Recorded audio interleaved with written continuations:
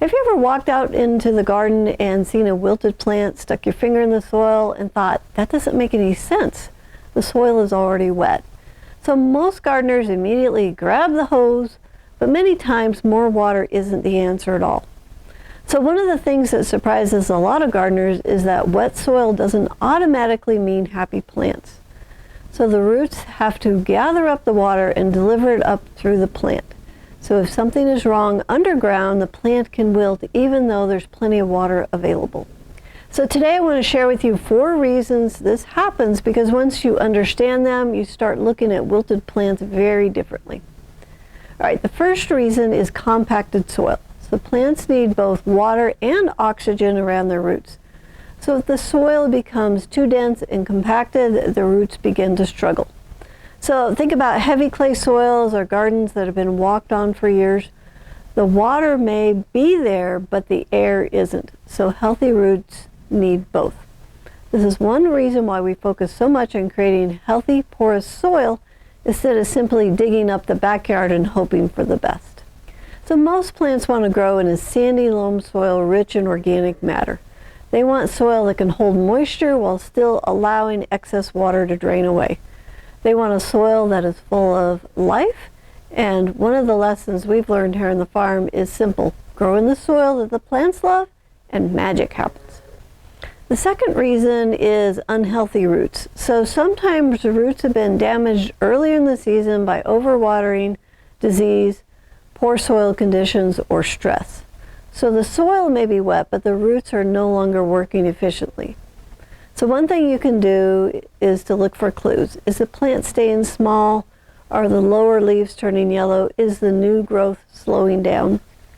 These are often signs that the root system itself may be struggling. Okay, the third reason is heat stress.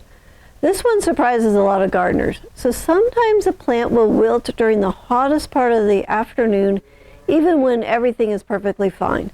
So during extreme heat, plants can lose moisture through their leaves faster than the roots can replace it. So before you panic, come back and look at the plant later in the evening. If it has recovered, you may not have a problem at all. If it is still wilted in the next morning, then it's time to investigate further. The fourth reason is poor soil biology. So some of the most important work in your garden is happening where you can't see it. So billions of bacteria, fungi, earthworms, and beneficial microbes are working around the clock to support healthy roots and healthy plants. So compost and organic matter help feed this underground workforce. Unfortunately, many gardeners unknowingly damage these precious microbes. So chemical fertilizers, herbicides, and pesticides can disrupt the biology that's working so hard for your garden.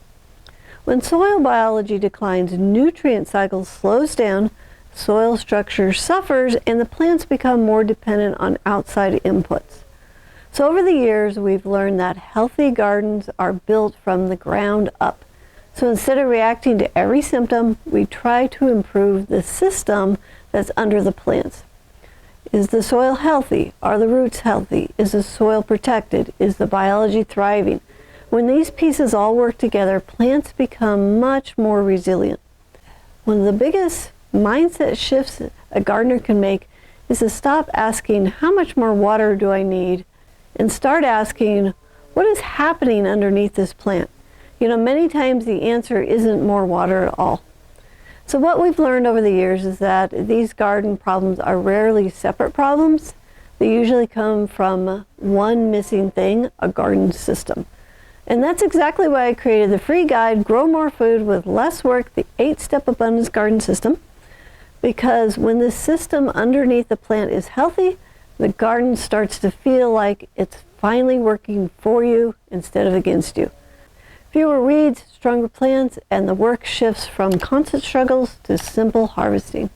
So find the free guide in the link in the description below.